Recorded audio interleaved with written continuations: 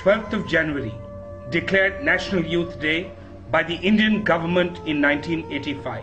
Why 12th of January and why not any other day? 12th of January is the birthday of a man who died more than 100 years ago. He was just 39 when he died. Who was this man? I can tell you that many of my generation were very powerfully influenced by him. He was one of the great founders of the national modern movement of India. He died very young in 1902, but since his death, his influence has been even greater. Who was this man? A politician, a scientist, or a social reformer? In 1892, an unknown monk, a disciple of Ramakrishna Paramhans, sat in thought at Kanyakumari. He had travelled all over India for 4 years. His heart bled over the poverty and misery of the masses. In his own words, he could not restrain his tears on seeing what he had seen. He hit upon a plan to spread the message of India to the world and raise the suffering millions of his country to their past glory. On 11th of September 1893, at the World Parliament of Religions in Chicago, this monk from a slave country stood to address the world. When he opened his lecture with the words, and brothers of America. When he pronounced the idea, we believe not only in universal tolerance, but we accept all religions as true. The vision for the next century was laid.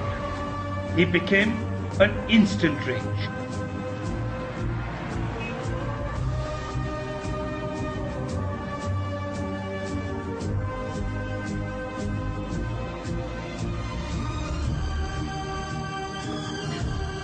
Yes, he was a missionary, but he did not convert. Surprised a Jewish on hearing him remarked, after hearing him, I realized that my religion was also true. Vivekananda's words and presence brought Asia to the West decisively. After lecturing for years in USA and UK, Vivekananda returned to India. He had to arise and awake a nation which felt like a slave under the shadows of the British and the West. I discard the idea that India was ever passive. The great proof of this activity is that our most ancient and magnanimous race still lives. Her might no one can overcome.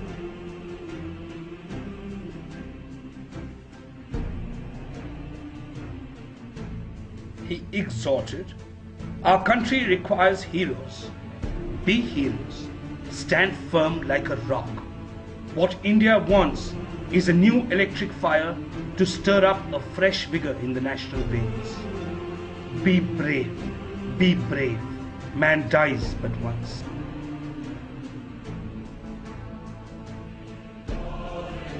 He told the youth, all power is within you. You can do anything and everything. Believe in that. Do not believe that you are weak. If you have faith in all the 330 millions of your gods and still have no faith in yourselves, there is no salvation for you. It is a man-making religion that we want. It is man-making education that we want. And a single word which echoed and reached in all his speeches was abhay or fearlessness.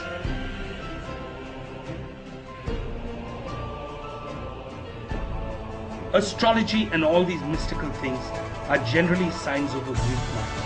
Therefore, as soon as they are becoming prominent, we should see a physician, take good food and rest. Women must be put in a position to solve their own problems in their own way. No one can or ought to do this for them. He believed in just one God. Worshipping God means serving His word.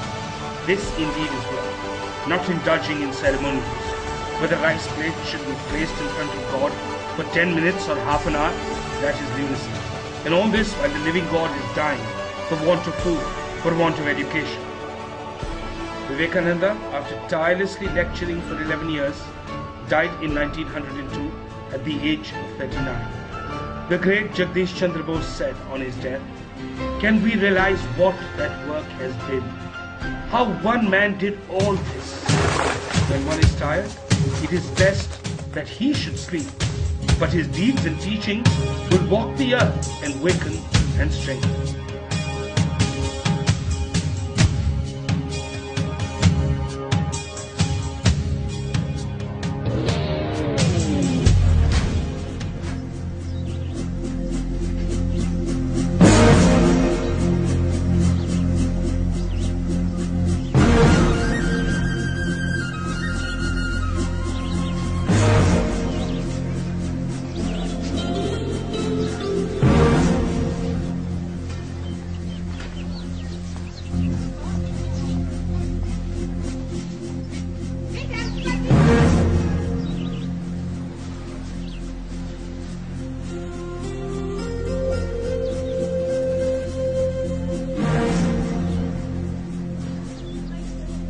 Who was Vivekananda? A saint? A patriot? A humanitarian? Is he relevant today? Find out for yourself.